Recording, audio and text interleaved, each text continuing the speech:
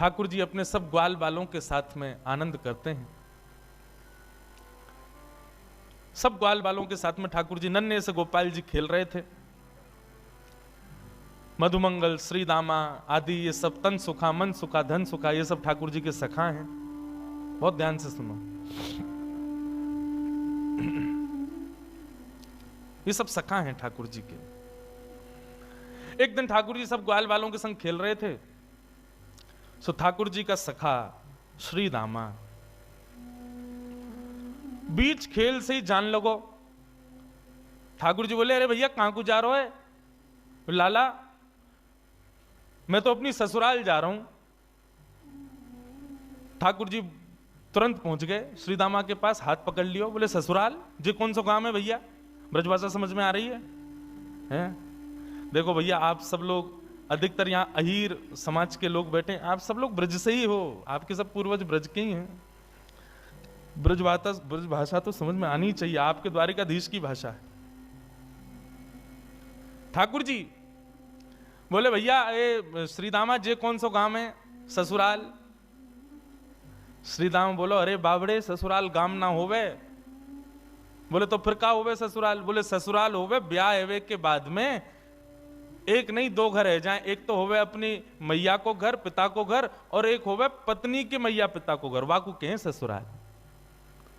ठाकुर जी बोले, तेरी बात मेरे पल्ले ना पड़ रही लाला।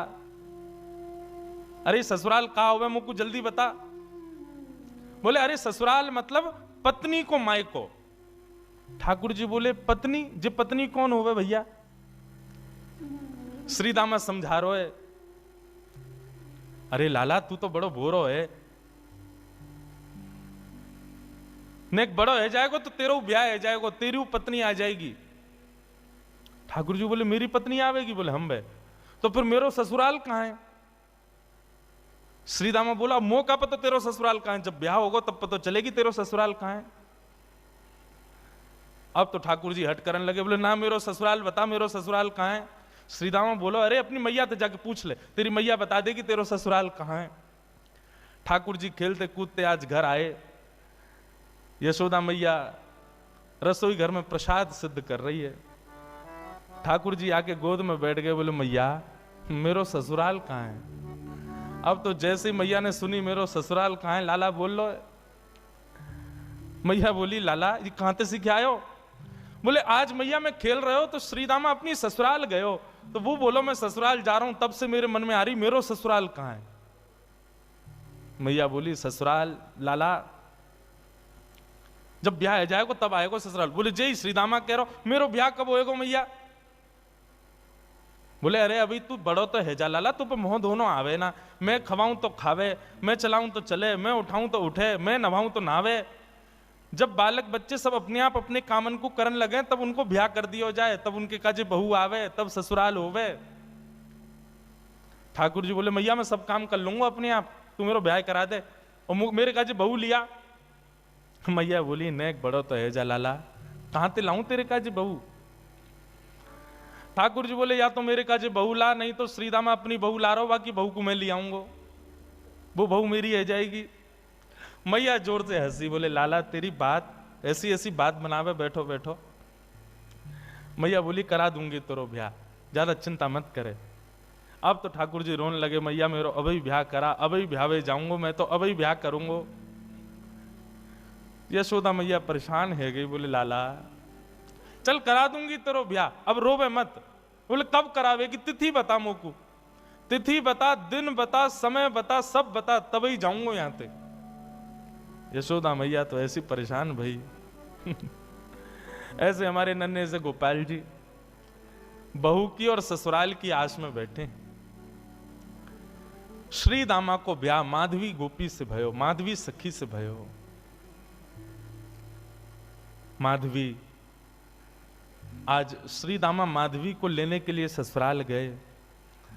ससुराल से जैसे ही माधवी आने लगी सो मैया ने पढ़ा दी माधवी, और पढ़ा लिखा करके भेजी। बोले, देख तू अपने ससुराल जा रही है, जमाई राजा लेवे आए, लेकिन ध्यान रखियो, याद रखियो, ससुराल में सबको सम्मान करियो, सबको आदर करियो, सबसे प्रेम से रहियो। मैया खूब सिखा पढ़ा के भेजी अपनी बहू को। लेकिन तेरे पति को एक सखा है, वाको नाम कृष्ण है, बस वहां से सावधान रहियो।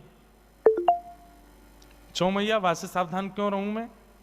बोले अरे मैंने सुनो है वो कन्हैया जाको अपना रूप दिखा दे, जाको एक बार अपनी तिरछी नजर से देख ले, वाको फिर गृहस्थ आश्रम गृहस्थ जीवन बर्बाद हो जाए। वो फिर वही को देखते रहे, वाके रूप में कछु जादूगर है, वो जाकू देख ले, वाकू अपनो बना ले, फिर वो अपने पति को ना रहे वही को है जाए। मां की बात सुन करके माधवी घबरा गई। बोले ऐसा कैसो है कि पति छूट जाए वासे? बोली यही मारे मैं कह रही हूं, तू सब कछु करियो लेकिन तुम को वचन दे के जा, वाह कृष्ण को अपना मुख मत दिखाइयो। चाहे तो को जीवन भर घूंघट करके रहना पड़े लेकिन कृष्ण को मुख मत दिखाइयो। माधवी बोली मैया मैं वचन दे के जा रही हूं, वह कृष्ण को मुख नहीं दिखाऊंगी। श्री दामा माधवी को लेकर के ब्रज जा रहा है।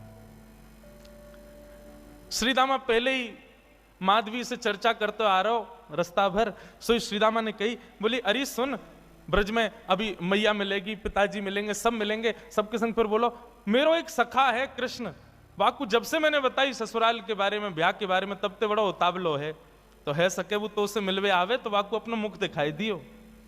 मीराबाई ने जैसे ही कृष्ण को नाम सुनो महाराज, आदि माधवी ने जैसे ही कृष्ण को नाम सुनो, आधे रास्ता में ही घूंघट कर लियो। बोले वहां से ही तो बचवे के काजे मैया ने कही है, वाकू मुख नहीं दिखाऊंगी। बंधुओं,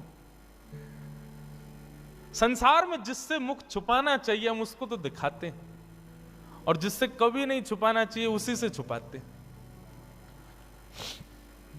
संसार के विषय भोग विलास आदि इन सबके आगे हम अपने आप को प्रत्यक्ष प्रस्तुत कर देते हैं, और ठाकुर जी की भक्ति, ठाकुर जी के भाव में सदैव गोपनीय रखते हैं, सदैव अपने आप को पीछे रखते हैं। ऐसा क्यों?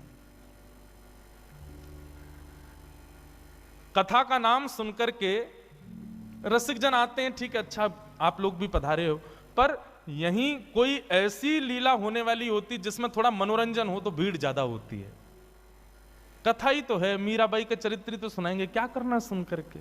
नहीं, ठाकुर जी से संबंधी कोई भी बात हो उसमें तो बढ़ करके आगे आओ, बढ़ करके आगे भाग लो, उसमें चिंता मत करो। मीराबाई ने अपना मुख छुपा लियो। माधवी ने जैसे ही वृंदावन पहुंची बैलगाड़ी, सखान ने जाके ठाकुर जी को बता दी, अरे अरे लाला देख, श्रीदामा आगो, अपनी ससुराल से आगो, अपनी बहू लेके आयो है। अब तो ठाकुर जी व्याकुल लगे, बोले बहू आइए, मैं भी तो देख के आऊं कैसी बहू होवे, कहां थे, कैसी ससुराल थे, कैसे आमे, कैसे कहा होवे। ठाकुर जी तो इतने उतावले हो गए महाराज, पहुंच गए बीच रास्ता में। अरे भैया श्रीदामा आ गए हो? बोले हाँ आ गए हो लाला। कहाँ है तेरी बहू, कहाँ बैठी है? बोले पीछे बैठी है। बोले अच्छा, मुख मुख दिखाई दे। बोले तू देवर है, वो तेरी भाभी है, भैया खुद ही देख ले। जैसे ही रथ रुका, माधवी भीतर से सुन रही थी कि कृष्ण आ गया है। माधवी ने घूंघट कर लियो, आसपास सौल आदि और पड़ी, वो भी ऊपर से डाल रही, मुख मोड़ करके बैठी है, कहीं से भी मुख दिख नहीं जाए, एक अंग भी मेरो दिख नहीं जाए, मेरो पातिव्रत धर्म नष्ट नहीं है जाए। मेरी मैया ने मुझसे कही कि जो वाकु देख ले या वाक्य नेत्रन में आ जाए वो कभी जीवन भर अपने पति की ना रह पावे, वाकु मुख नहीं दिखाऊंगी। ठाकुर जी भीतर पहुंच गए, श्याम सुंदर बैठे हैं सामने, और माधवी से कह रहे हैं, अरे श्रीदामा की बहू नेक हमऊ तो दिखा, तेरो मुख कैसो है? अरे नेक दिखाए दे। मेरी मैया ने तो, मैंने तो मैया से कही मैं श्रीदामा की बहू ले जाऊंगा, मैं तो तू को ले जावे वारो, लेकिन मैया ने मुझसे कही है कि वो मेरा ब्याह कराए देगी। मैं तो ब्याह कर लूंगा, मेरी वो बहू आ जाएगी, लेकिन एक बार देखूं तो सही बहू होवे कैसी है, नेक दिखाए दे। मीराबाई तो और छुपावे, मुख नहीं दिखावे ठाकुर जी को। ठाकुर जी कभी पाम पकड़े सो इधर को है जाए, नेक ठाकुर जी बगल में हमें सो इधर को भाग जाए। खूब देर ठाकुर जी मनोहार करते रहे, लेकिन माधवी ने अपना मुख नहीं दिखाया। थोड़ी बहुत देर तो ठाकुर जी मनोहार करते रहे, जब माधवी ने मुख नहीं दिखाया सो ठाकुर जी बोले, देख तू मोसों अपना मुख छुपाए रही है, तो है ना पता मेरो मुख देखवे के काजे सब तरस हैं, सब तड़फ हैं। बड़े बड़े ऋषि महात्मा ज्ञानी हिमालय पर जाकर के तपस्या करें तब जाके मेरा मुख दिखे, और तेरे सामने प्रत्यक्ष बैठा हूं, हाथ जोड़ रहा हूं, पाम पर रहा हूं, तब वो अपना मुख नहीं दिखा रही है। जा तड़पेगी तू मुंह को देखवे के काजे, तरसेगी, व्याकुल रहेगी जीवन भर। माधवी ने मानो ऐसा इशारा किया कि मोह देखवे की जरूरत ना है, मोह तड़पवे की जरूरत ना है, चले जाओ यहां से। ठाकुर जी निकल के बाहर आए, बोले अरे श्रीदामा, मोह तो लगे तेरी बहू भेड़ी दिखे, बाकी आंख कमजोर, बाकी एक आंख ते काणी है। श्रीदामा बोलो नहीं तो। बोले तो नाक टेढ़ी है, बोले नहीं तो। बोले होठ कटे हुए हैं, बोले नहीं तो। बोले दिखाई ना रही, ऐसे मुंह छुपा रही है जैसे कितनी कुरूपणी है।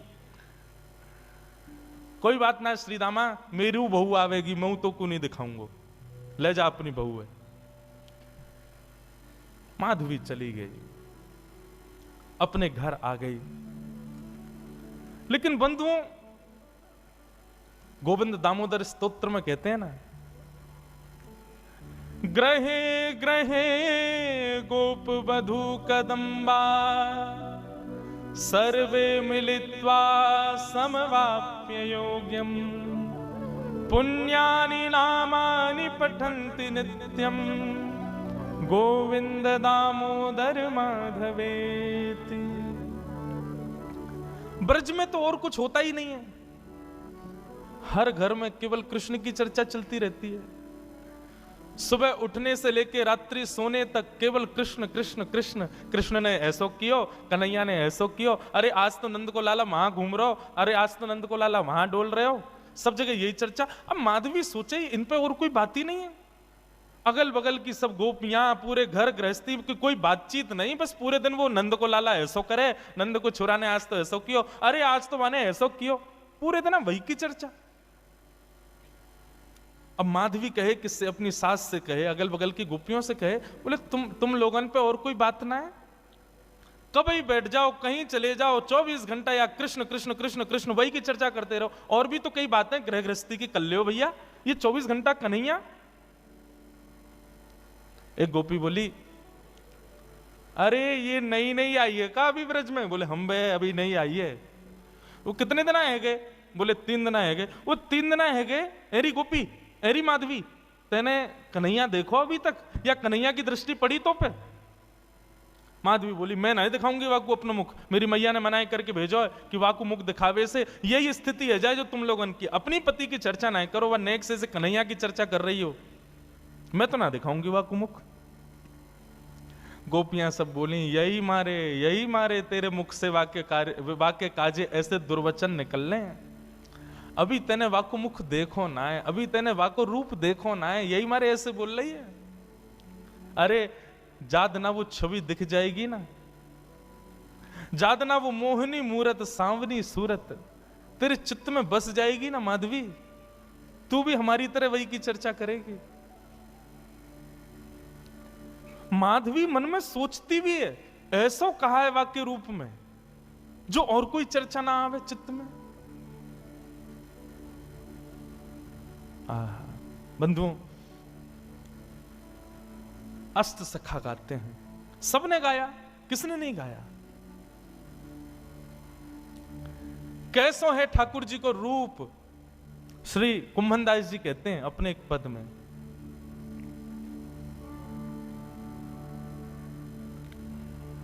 नैना पलक लागे नहीं रूप देखे।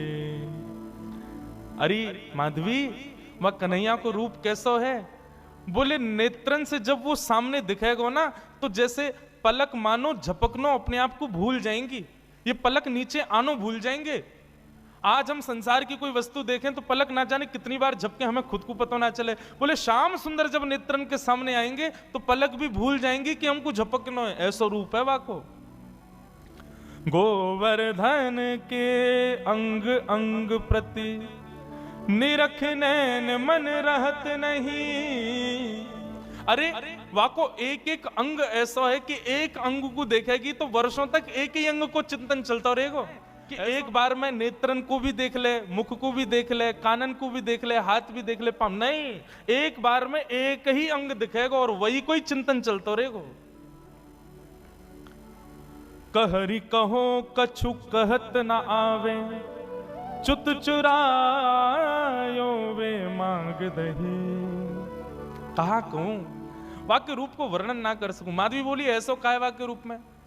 बोले वर्णन को विषय ना है, कोई बता ही ना सके। अरे कितनों बड़ो वक्ता आ जाए, वाक्य रूप को वर्णन कोई ना कर सके। कुंभन दास प्रभु के मिलवे की, कुंभन दास प्रभु के मिलवे की, सुंदर बात सखियन सो कहे। आहा नैन पलक लागे नहीं, ऐसा रूप है वह कन्हैया को। अब तो माधवी पतो चल जाए या गली में कन्हैया है तो वह गली में ना जावे, पतो चल जाए कि यहां से अभी गुजरे तो वहां नहीं जावे, हर जगह से अपने आप को बचावे। लेकिन मैं अपनी कथा में कहा करता हूं बंधुओं, 5000 साल पुरानी बात नहीं, आज भी वृंदावन आपके भीतर पंच रसों से कृष्ण को प्रवेश कराता है। आज भी देखोगे तो श्री कृष्ण दिखेंगे वृंदावन में, कहीं नहीं तो दीवारों पे दिख जाएंगे, कहीं नहीं तो कहीं भी दिख तो जाएंगे। आंख बंद कर लोगे तो कानों से नाम के रूप में प्रवेश कर जाएंगे, कान भी बंद कर लोगे तो जीभ से जो भी पा रहे हो वो सब प्रसाद ही है, वृंदावन में सब हो गई है, तो रूप रसना के रूप से प्रवेश कर जाएंगे। मुख से कुछ खाओगे नहीं, नेत्रों से देखोगे नहीं, आंखों कानों से सुनोगे नहीं, तो नासिका से प्रवेश कर जाएंगे। क्योंकि वृंदावन में जितनी हवा बह रही है वो भी राधा रमण, राधा वल्लभ, बांके बिहारी, मदन मोहन, राधा दामोदर सबके चरणों का स्पर्श करके बह रही है। कहां तक बचोगे? वृंदावन पहुंच गए, वृंदावन की सीमा में प्रवेश कर गए, भजन आपका तब से शुरू हो जाता है। सांस लेना भी भजन है वृंदावन में, क्योंकि हवा में भी कृष्ण तत्व है। माधवी कहां तक बचाए अपने आप को? मैया ने कही मुख मत दिखाइयो। अरे मुख तो मैं खूब छुपा रही हूं, लेकिन कानों से भी कृष्ण कृष्ण। जहां बैठ जाऊं कहीं भी ऐसी कोई जगह ही नहीं जहां कृष्ण की चर्चा नहीं होती। माधवी तो अब तो ये स्थिति हो गई कि रात में सपने में भी उसको ठाकुर जी के अनुभव होते हैं। मुख नहीं दिखता क्योंकि देखा तो कभी है नहीं, लेकिन इतना सुन लिया है कि उसको अनुभव हो गया है कि चरण ऐसे हैं, हाथ ऐसे हैं, चाल ऐसी है, मुस्काते हैं तो ऐसे, फिर उठ जाती है, मुख से पानी से मुख धोती है और फिर विचार करती है सोऊं भी तो कैसे, नींद में भी तो वही दिख रहा है, कहां तक बचूं मैं। माधवी की स्थिति 24 घंटे चिंतन में श्री कृष्ण श्री कृष्ण श्री कृष्ण। एक दिन परेशान हो गई, रात्रि में सो गई, कानों में रुई लगा ले तो भी क्या, चिंतन में तो वही चल रहा है, कहां तक बचे।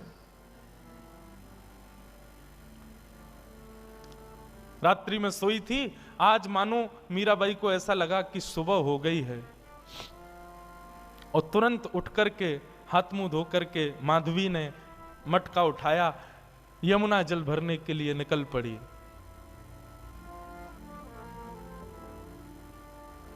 उसको लगा समय हो गया है यमुना जल भरने का। सब गोपियां साथ में जाती थीं यमुना जल भरने के लिए,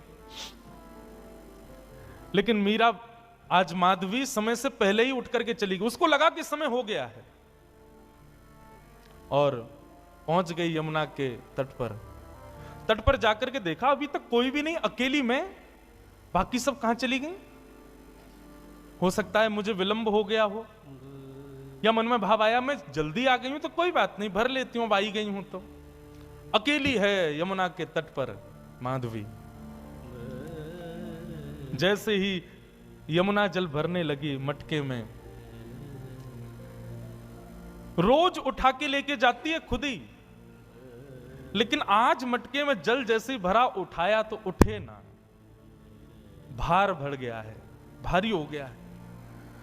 अब तो लगी है उसको उठाने में, कभी खूब प्रयास करती है, खींचती है, आसपास देखती है कोई आ जाए, कोई आके उठवा दे।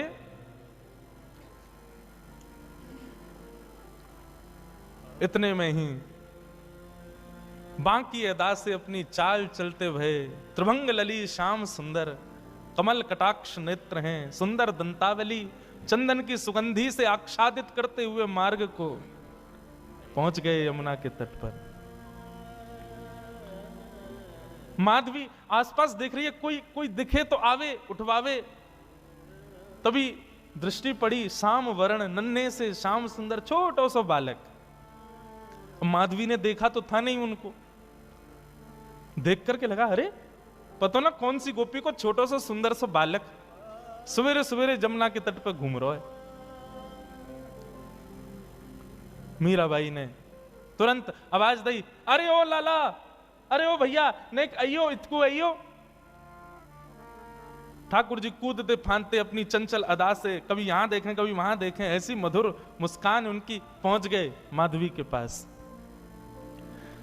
एक बार को तो मानो जैसे देखती ही रह गई माधवी, लेकिन मन में ये एक बार भी नहीं आया कि ये वही तो नहीं है जिससे बचना चाह रही हूं।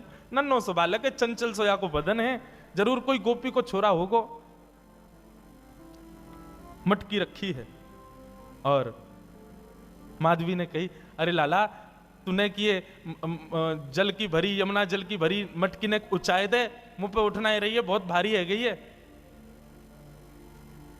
ठाकुर जी इशारों करके बोले हाँ मैं उठवाए दूं। अब भाई जैसे मीराबाई माधवी उठाने लगी, ठाकुर जी ने अपनी दोनों भुजान को वहां में मानो जैसे एक भाव जैसा दियो, सोई मटकी उठ गई।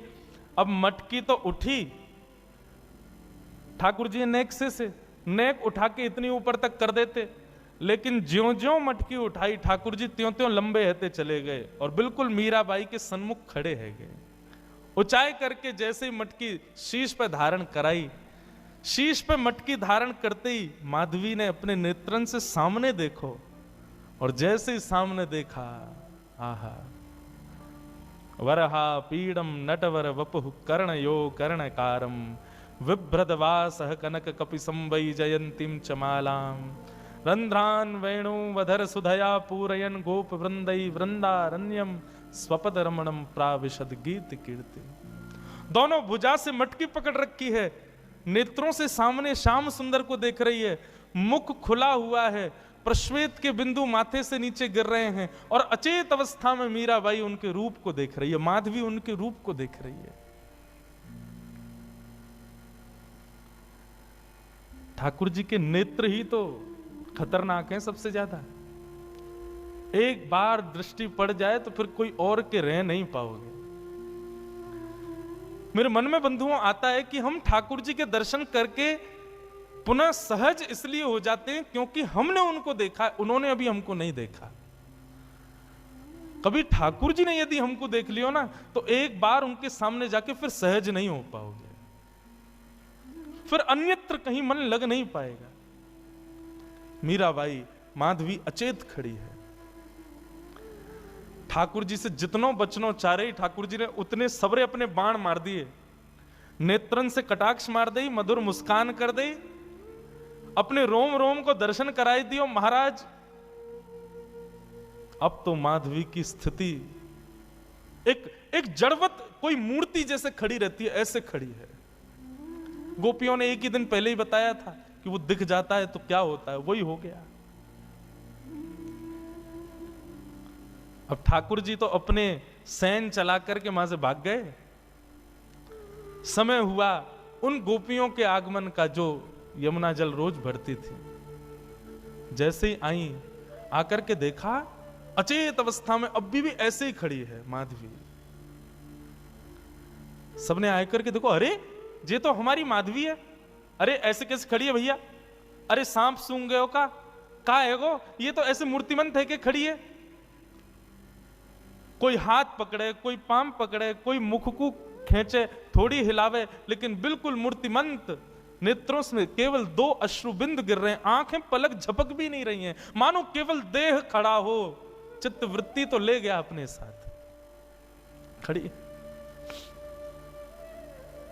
एक गोपी बोली, अरे का है गो, कोई ने टोना कर दियो का, कोई ने मंत्र फूक दियो का। एक गोपी मंद मंद मुस्काए के बोली, बोले कहीं ऐसा तो ना है नंद जी को छोनाया ने देख लियो होए। अरे जो ज्यादा वासे बचवे को प्रयास करे वो वही कोई पकड़े। ये बहुत घूमती ना, वाकू नहीं देखूंगी, वाकू मुख नहीं दिखाऊंगी, वासे वा की तरफ नहीं करूंगी, मुझे लगे कहीं वही ने तो याकू अपनो दर्शन नहीं करा दियो।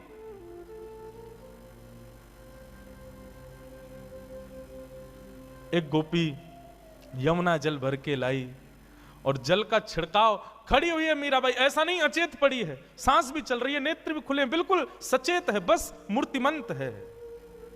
पानी का छिड़काव किया, मुख पर जैसे जल मारा, तब मानो जैसे रुकी हुई श्वास आई हो और जल पड़ते ही मूर्छित होकर के गिर पड़ी माधवी।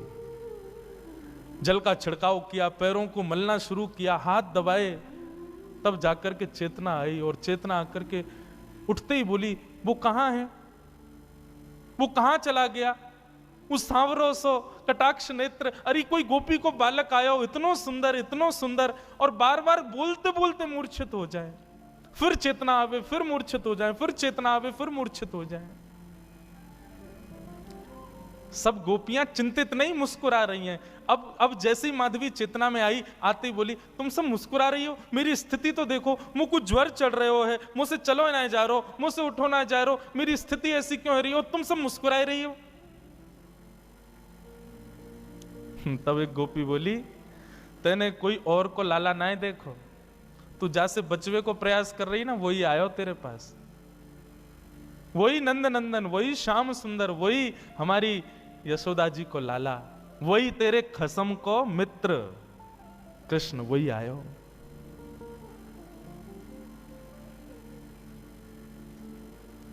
मीराबाई, माधवी अब तो बेचैन हो गई, मैं कहां करूं, कहां जाऊं,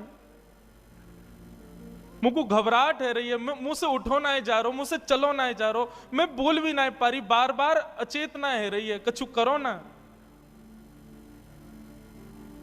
सब प्रकार के प्रयास किए, लेकिन माधवी कहे नहीं, अब तो एक ही उपाय है कि वाके सामने मुंह को ले चलो, मुंह को दिखाए दो, वाको रूप दिखाए दो।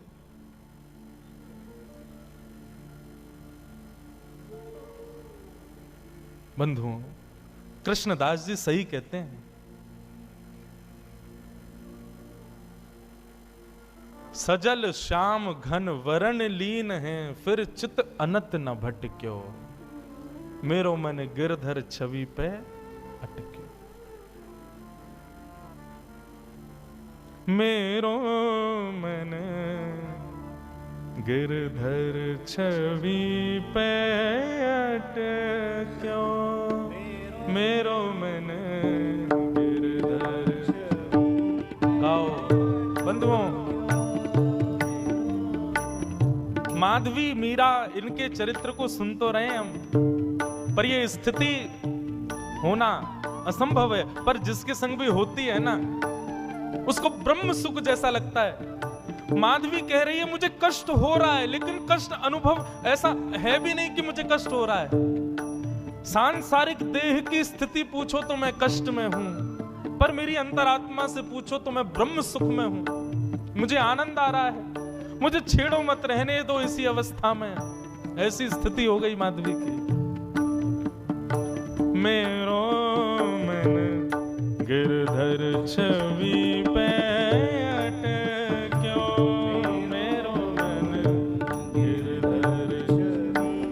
बंधुओं सुनो, नेत्र बंद करके अपने चित्त में ठाकुर जी का स्मरण करो, दिव्य झांकी का अनुभव करो और संग संग गाओ, मधुर भाव से गाओ, ठाकुर जी को याद करके गाओ।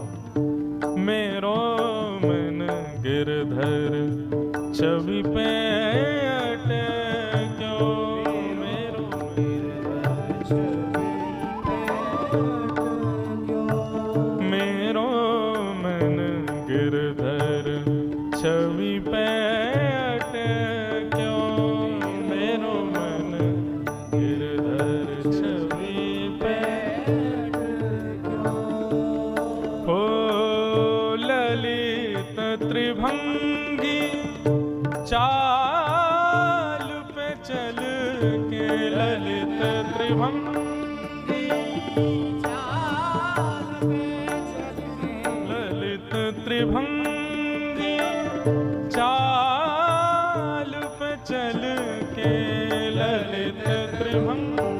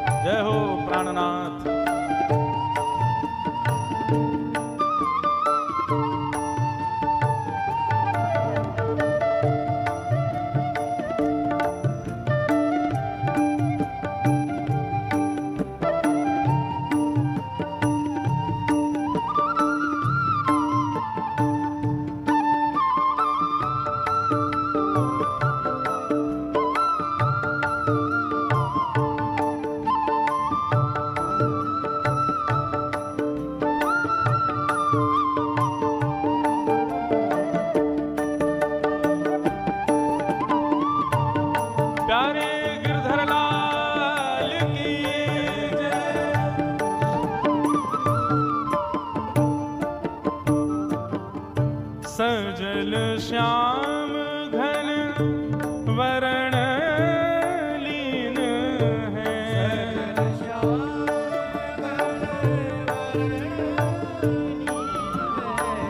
सजल श्याम घन वरण लीन है।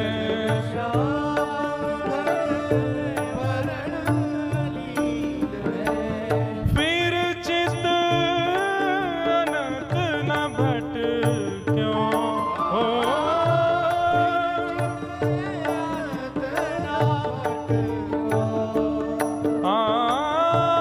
फिर चित अनंत न भट क्यों।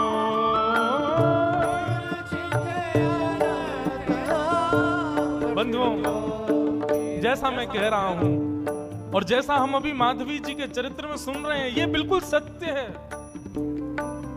ठाकुर जी यदि चित्त में एक बार विराज गए, ठाकुर जी ने यदि हमको दृष्टि से कभी देख लिया, फिर चित्त अनंत न भटक्यो, फिर चित्त कहीं और लगी नहीं पाएगा। इसलिए भैया हाथ जोड़ के प्रार्थना, या तो भगवत प्राप्ति के मार्ग पर बढ़ना नहीं, और यदि भगवत प्राप्ति के मार्ग पर चलने लगो तो इस बात को पहले ही समझ लीजिए कि फिर संसार के नहीं रह पाओगे, संसार में किसी वस्तु को अपना नहीं पाओगे। आप चाहो कि संसार भी आपका रहा आए, ठाकुर जी भी आपके रहे आए, नहीं हो पाएगा। प्रेम लक्षणा भक्ति के पथ के अनुगामी बनोगे तो एक को तो छोड़ना पड़ेगा, या तो ठाकुर जी को छोड़ो या संसार को छोड़ो। फिर चित्त अनंत न भट क्यों हो। फिर चित्त मेरो मन गिरधर छवि पैठ क्यों। मेरो मन गिरधर छवि, ओ मेरो मन गिरधर छवि पैठ क्यों। मेरो मन गिरधर छवि। कृष्णदास जी कहते हैं, माधवी अब पूछ रही है मैं क्या करूं। मैंने तो बहुत रोका, बहुत बचाया अपने आप को कि उसके सामने कभी ना पड़ूं, लेकिन मेरा ब्याह भी तो ब्रज में हुआ ना, जहां कानों से, आंखों से, नाक से, जीभ से, त्वचा से, सब जगह से कृष्ण ही जाता है भीतर। मैं कहां तक रोकूं खुद को। और जब अब आ चुका है भीतर, जब वो चित्त में बैठ गया, तो अब मैं क्या करूं। मेरे बस में नहीं अब कुछ भी। लगन लगी घनश्याम की जाए, लगन लगी। ये नारायण दास जी का पद है, नारायण दास जी का पद है, बहुत सुंदर पद है। वे कहते हैं, एक बार जिसको ठाकुर जी की लगन लग जाती है, लगन लगी घनश्याम की जाए, लगन लगी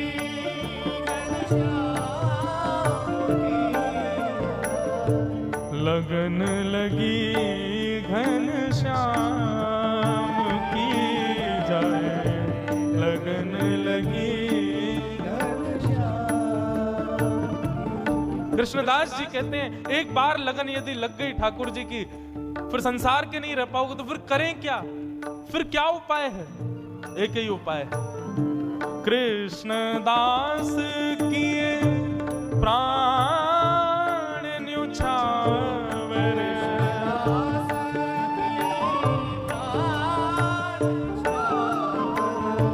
कृष्णदास किए प्राण न्योछावर।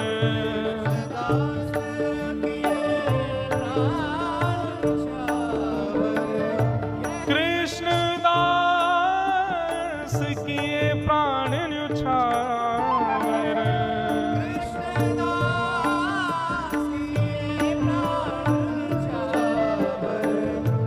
यह तन जग सिर पट क्यों। यह तन जग सिर पट क्यों। ओ मेरो मन गिरधर छवि पैठ क्यों।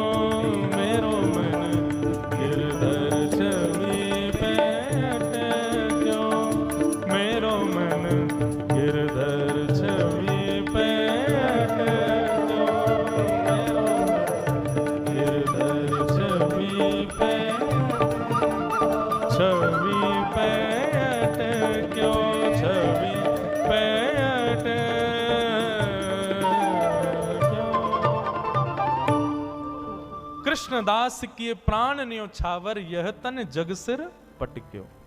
इसका मतलब क्या है? मतलब प्राण त्याग दें अपने? नहीं।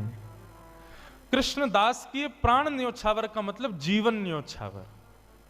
अब जीवन की हर स्थिति ठाकुर जी को अर्पित करो।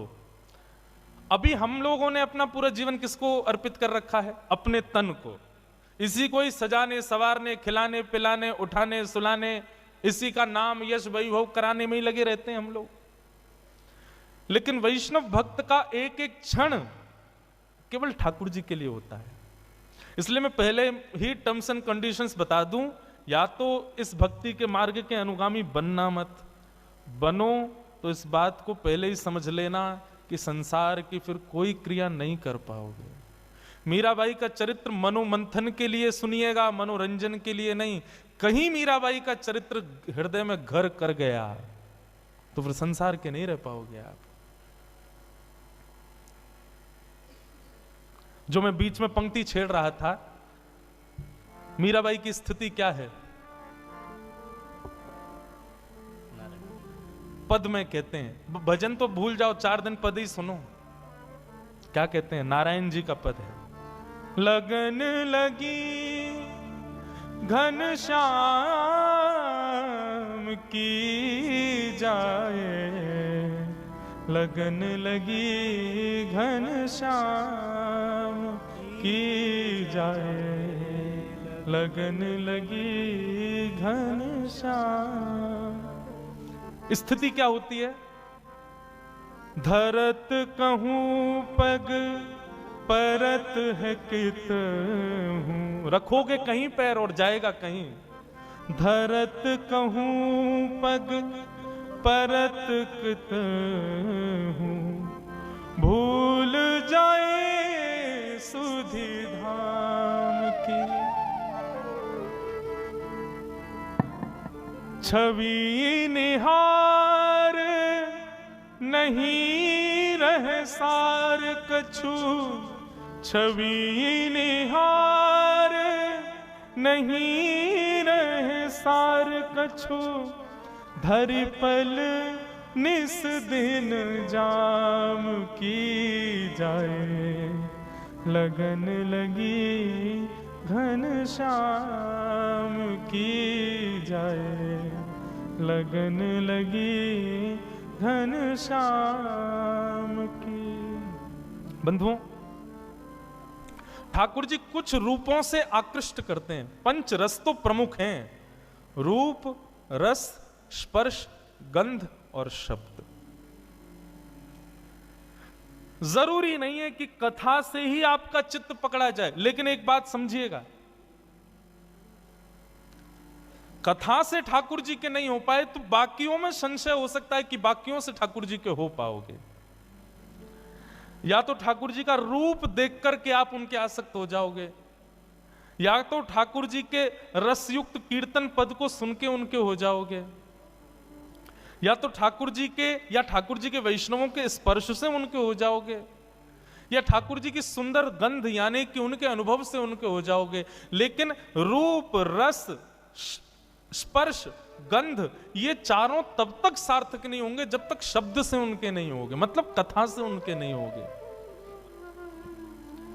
माधवी के साथ क्या हुआ? 24 घंटे ब्रज में कृष्ण की चर्चा चलती रहती है, तो ना चाहते हुए भी कृष्ण चिंतन जा रहा था चित्त में, कृष्ण की कथा प्रवेश कर रही थी चित्त में। चित्त में कथा ने प्रवेश किया, तब रूप ने आकृष्ट किया। कथा पहले आएगी जीवन में। और माफ कीजिए, जिसके जीवन में कथा ने प्रभाव नहीं किया ना, वो उसके सामने ठाकुर जी खड़े भी हो जाएंगे तो भी उसका कुछ नहीं होगा। कथा प्रथम आसक्ति है। आपके श्री रुक्मणी जी ने जब द्वारिकाधीश को पत्र लिखा, क्या कहा कि श्रुत्वा गुणान भुवन सुंदर शृण्वताम ते। श्रुत्वा गुणान, मैंने आपको सुना है, और जब से सुना है तब से आपसे प्रेम किया है। मतलब बिना सुने प्रेम नहीं हो सकता। कई लोग कहते हैं महाराज जी तीर्थ दर्शन करा दो, हमको प्रसाद पवा लो, कुछ भी करा लो, कीर्तन में नचा लो, कथा सुनने की मत कहो। तो मेरे मन में आता है, इस जन्म में तो ठाकुर जी तुझको कभी नहीं मिलने वाले, तू कथा से तेरे में रति नहीं है। कथा से तुम्हारे अंदर हृदय में प्रीति नहीं है तो चाहे तुम कितने भी साधन कर लो, श्रीमद् भागवत में लिखा श्रम एव ही केवलम, यदि आप सारी क्रिया करते हो लेकिन कथा से रुचि नहीं है तो आपके द्वारा की गई समस्त क्रियाएं श्रम हैं। आहा, मीराबाई, माधवी, अब स्थिति हो गई, धरती कहीं है, पैर जाता कहीं है, चलती कहीं है, बैठती कहीं है, सोचती कुछ है, करती कुछ है। जित मुंह उठे तित ही धावे, मतलब जहां मुख घूम जाता वहीं को दौड़ने लग जाती हैं। वो खड़े श्याम सुंदर, मुख यहां घूम, अरे वो खड़े श्याम सुंदर। जित मुंह उठे तित तित ही धावे, सुरत न छाया धाम की। अस्तुति निंदा करो भले ही, मेड़ तजी कुल जाम की। अब चाहे कोई मेरे भाव की प्रशंसा करे या कोई मेरे भाव की निंदा करे, मुझे उससे कोई मतलब नहीं। अरे तू तो पागल है, तू तो ऐसी है, तू तो वैसी है, कोई बात नहीं। अरे ये तो परम भक्त है, परम वैष्णव है, तो प्रशंसा सुनने से ज्यादा अच्छा भी नहीं लगता, और कोई बुरा कहता है तो बुरा भी नहीं लग रहा है। ऐसी स्थिति हो गई। नारायण बौरी भई डोले, नारायण बौरी भई डोले, रहू न काहू काम की जाहे, लगन लगी घन श्याम की जाए, लगन लगी घन श्याम। हम किसी काम के नहीं है, आपको पता है। हमारी माता जी, हमारे परिवार के लोग हमसे इसलिए दुखी रहते हैं, बोले इससे केवल कथा करना आता और कुछ नहीं आता इसको। हम जब, वैसे तो घर जाने का अवसर नहीं मिलता, 2-3 महीना कथाओं में ही रहते हैं, लेकिन जब घर जाते हैं तो घर के काम माता जी कहती हैं ये भी देखो वो देखो, भैया इतने दिन में आए हो ये देखो, तो वो सब होता ही नहीं है। बस कथा करा लो, ठाकुर जी की सेवा करा लो, उत्सव करा लो, इसके अलावा कुछ और करने को कहोगे तो हम बिल्कुल अंगूठा छाप हैं हर चीज में, हमसे कुछ नहीं हो सकता। और यही स्थिति है बंधुओं। यदि आप संसार के और किसी काम के रह गए तो समझो अभी ठाकुर जी के भय नहीं। माधवी की स्थिति ऐसी हो गई। लगन लगी घन श्याम की जाए, लगन लगी घन श्याम। व्याकुल हो गई माधवी, गोपियों से कहने लगी मैं तुम्हारे हाथ जोड़ूं, पैर पूजूं, मुझे नंद नंदन के पास ले चलो। बंधुओं, यह हमारे ब्रज साहित्य की कथा है। ब्रज की कोई गोपी जब उसको ठाकुर जी का दर्शन करना होता था तो क्या करती थी? यमुना जल भरने जाती और चलते चलते धूप का बहाना लगा के कि धूप में चक्कर आ गए और चक्कर खा के गिर जाती, और फिर उस पर जल डालो, औषधि पिलाओ, किसी से ठीक नहीं होती। तब 2-4 गोपी जाती ठाकुर जी के पास, बोले एक गोपी बेहोश हो गई, चलो। तो ठाकुर जी आते फिर, और ठाकुर जी आकर के वाके कान में आकर के कहते चल रही गोपी जल्दी खड़ी है जा, मैं आ गए हो। सोई गोपी चेतना में आ जाती, ठाकुर जी को देख लेती, ठीक हो जाती। ठाकुर जी वैद्य बन गए, वैद्य राज। गोपियों की चिकित्सा करते हुए घूमते हैं। एक बार एक गोपी की मैया बोली, बोले ये लाला बड़ो कान में कहा बोले, सबरी गोपी उठ के खड़ी है जाए। एक बार वो वृद्ध गोपी ने विचार किया आज मैं बीमार होके देखूं, मैं देखूं कहा बोले कान में। उसकी भावना तो कुछ थी नहीं, ठाकुर जी के प्रति प्रेम तो था नहीं। ऐसी चलती चलती हाय राम गिर गई करके बेहोश हो गई। गोपी बोली अरे बेहोश हो गई है सासू माँ, कन्हैया को बुलाओ। ठाकुर जी आए, ठाकुर जी आके देखते ही पहचान गए, बोले भाव नहीं है, जबरदस्ती पहचान करना चाह रही है कि मैं कान में क्या बोलता हूं। ठाकुर जी आए, आकर के पहले नब्ज उठा के देखी, बेहोश थोड़ी थी, चेतना में थी, वो तो सुनना चाह रही थी कान में मंत्र क्या बोलते हैं ये। ठाकुर जी ने पहले नब्ज देखी और फिर वो जो पड़ी थी उसकी बहू से बोली, अरे तेरी सासू तो बहुत बीमार रह गई है, या को तो बड़ो वालो मंत्र देना पड़ेगा। बोले कहा? बोले मंत्र से काम ना चलेगो, या के काजे तो नीम तोड़ के लाओ और नीम को कंडा में जला के नीम को धुआं करो, वहां में लाल मिर्च डालो, वो या की नाक पे लगाओ तब ठीक होएगी। इतने में सास उठ के खड़ी है गई, मैं ठीक है गई लाला, है गई ठीक, तेरे फार्म पूजू, बस अब कचू ना चाहिए। श्याम सुंदर ऐसे गोपियों की चिकित्सा करते हैं, लेकिन आज जब माधवी की स्थिति ऐसी भई, गोपियां कहीं बोले लाला एक नई गोपी आई है, अचेत पड़ी है, लाला एक बार दर्शन दे दे। बोले कहा नाम है बाको? माधवी। अरे अपने श्रीदामा की बहू। भगवान बोले वो बहू? बोले हाँ। वो ससुराल ते आई का है? बोले हाँ वही। वाकू तो अपना मुख नहीं दिखाऊंगा। अरे बड़ी इतरा रही, मैं बात से पाम पूछ रहा हूं कि अपना मुख दिखाए दे, मुंह को दिखाया हो नहीं माने, पड़ी रहने दो, मैं ना आऊंगा वाक के पास। वाकू तो मैंने वचन दिया है कि वो तड़पेगी मेरे रूप को देखवे के काजे। ठाकुर जी नहीं गए माधवी से मिलने, क्योंकि ठाकुर जी चाहते थे कि यह विरह वेदना कलयुग में प्रेम लक्षण बन के जन्म लेगा, इसलिए विरह देना पड़ेगा। जब बीज में से एक स्वस्थ वृक्ष को जन्म देना होता है ना, धूप की ताप में रखना पड़ता है। ठाकुर जी यदि किसी को वेदना देते हैं, विरह देते हैं, तो निश्चित है उस पर अति कृपा है, अति प्रसन्न है, उससे कुछ और कामना है। ठाकुर जी सहज में ही किसी को अनुभव दे दें, सहज में ही किसी को कृपा कर दें, तो समझो कि अभी उसकी भक्ति उतनी श्रेष्ठ नहीं हुई। लेकिन किसी को तड़पा में, विरह दे में, तो समझो इससे प्रीति ज्यादा है। व्याकुल माधवी, तभी प्रसंग आया गोवर्धन लीला का। इंद्र के मान को मर्दन करने के लिए भगवान श्री कृष्ण ने जब गोवर्धन पूजा का कार्य रखा, सब ब्रजवासी गए, गोपियां गई। अरे माधवी वैसे तो कन्हैया आवे ना है, लेकिन आज सब ब्रजवासी जा रहे हैं, आज तो को कन्हैया जरूर दिख जाएगा, चल। माधवी भी गोवर्धन गई है, लेकिन बंधुओं उसकी दृष्टि में पता नहीं क्या हो गया, उसको सब दिख रहे हैं लेकिन ठाकुर जी नहीं दिख रहे। गोपियों से कहे कहीं दिखे श्याम सुंदर? बोले वो तो घूम रहे सामने, देखे तो ठाकुर जी ओझल हो जाएं, ठाकुर जी कहीं छुप जाएं, मानो कोई लता पत्र अपने आप आगे आ जाए, बाधाएं अपने आप खड़ी होने लगी और त्यों त्यों व्याकुल हो गए माधवी।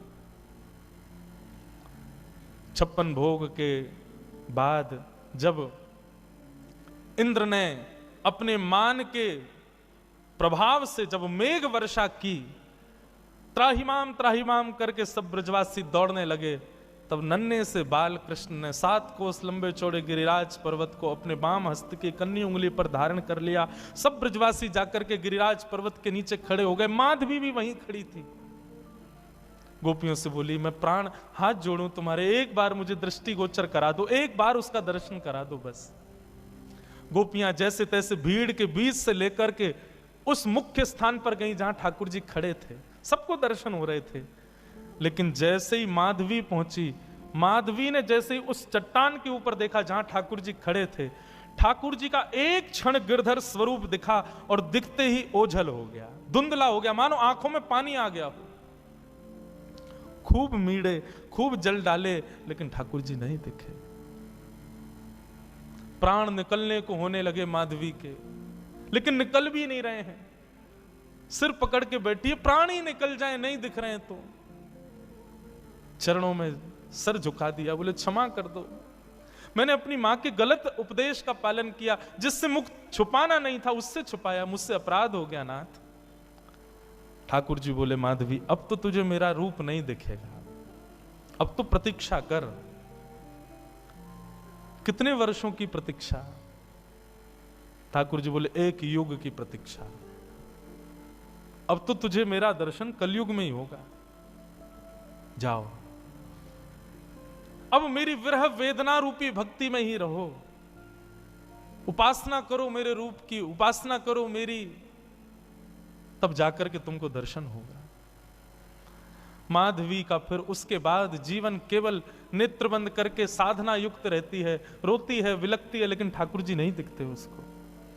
ब्रज की गोपियां भी कभी कभी माधवी के ऊपर तरसती हैं कि बताओ हम कितनी सौभाग्यवंत हैं कि हमको दिख जाते हैं, इसको दिखते ही नहीं है।